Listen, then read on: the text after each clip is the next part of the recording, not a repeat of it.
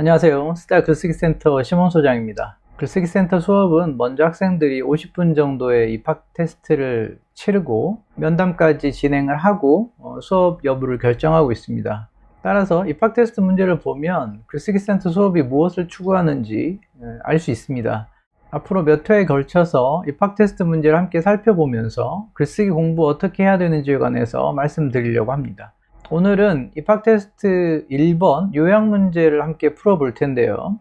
글을 잘 읽는다는 것이 어떤 의미인지, 글을 잘 읽기 위해서 요약 훈련이 왜 중요한지에 관해서 말씀드리려고 합니다.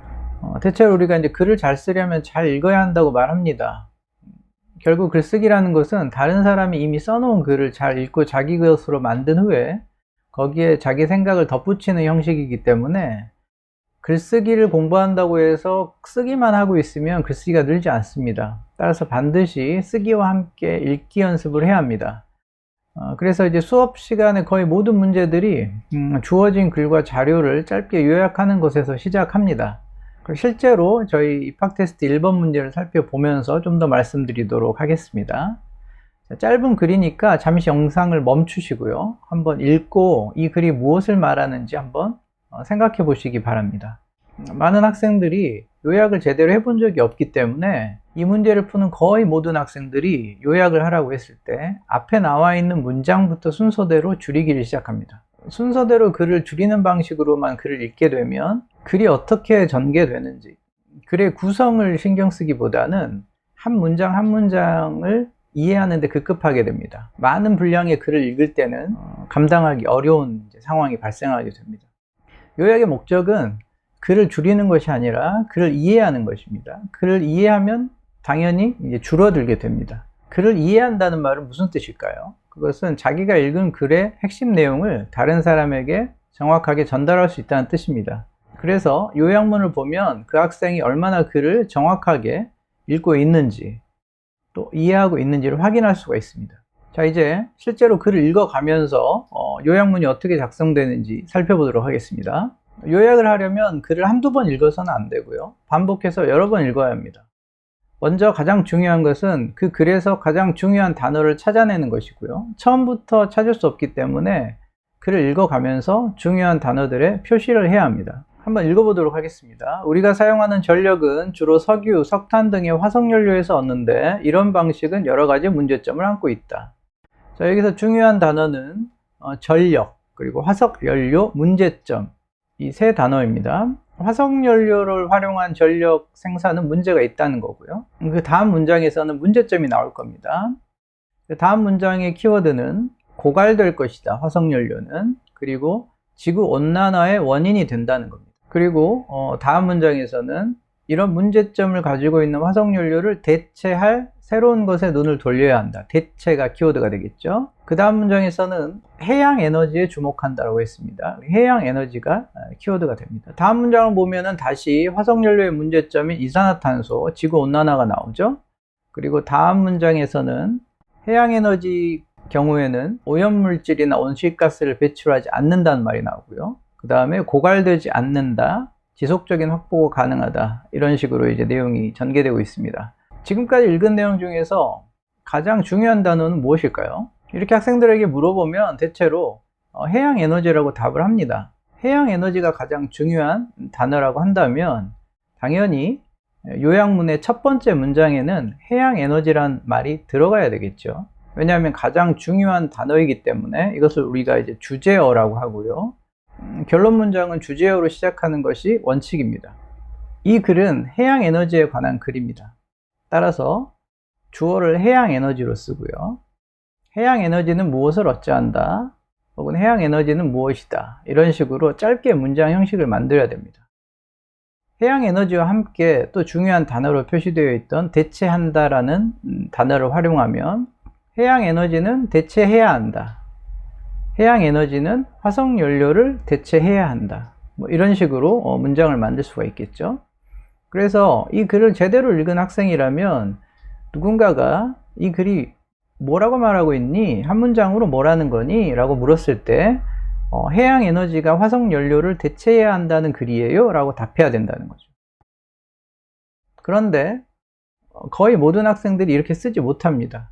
낮은 수준의 요약을 하는 학생들은 이 글의 내용을 순서대로 정리합니다. 그러면 결국 글을 순서대로 정리는 했지만 이 글이 궁극적으로 말하고자 하는 가장 중요한 문장, 즉 결론을 찾지 못했다는 뜻이죠. 따라서 요약을 연습하는 과정에서는 반드시 이 글이 말하고자 하는 가장 중요한 문장 하나를 찾아서 그것을 짧은 문장 형태로 정리하는 훈련을 반복해서 해야 됩니다. 자, 그래서 요약에서 가장 중요한 것은 항상 그 글이 핵심적으로 말하고자 하는 바가 무엇인가를 능동적으로 찾아내는 과정을 연습해야 된다는 겁니다. 이 과정을 연습하지 않으면 글을 수동적으로 읽게 되고 수능 비문학 문제나 문학 문제들처럼 굉장히 많은 분량의 새로운 정보들이 나왔을 때 당황하게 되죠.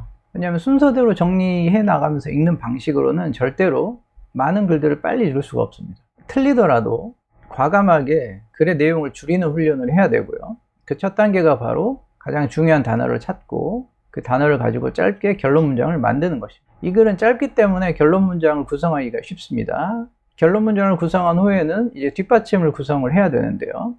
뒷받침 문장을 쓰기 위해서는 이제 질문을 해야 됩니다. 예를 들면 제가 학생들에게 해양에너지가 화석연료를 대체해야 합니다 라고 말한다면 학생들은 아마도 왜 그렇게 해야 되는지 물을 겁니다. 바로 그 질문에 대한 답변을 글에서 다시 찾아서 구성하면 됩니다.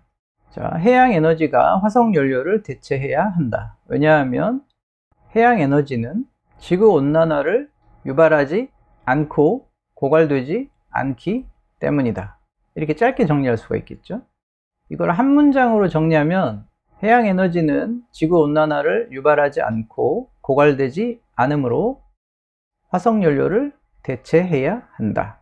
이 글을 읽고 어떤 학생이 다음과 같이 짧은 문장으로 정리할 수 있다면 이미 그 학생은 거의 모든 영역에서 학업 역량이 우수하다고 밖에 말할 수 없습니다. 이제 학생들의 답안을 몇 개 살펴보도록 하겠습니다. 대체로 전부 다 앞에서부터 순서대로 요약하는 답안이 많다는 것을 알 수가 있고요.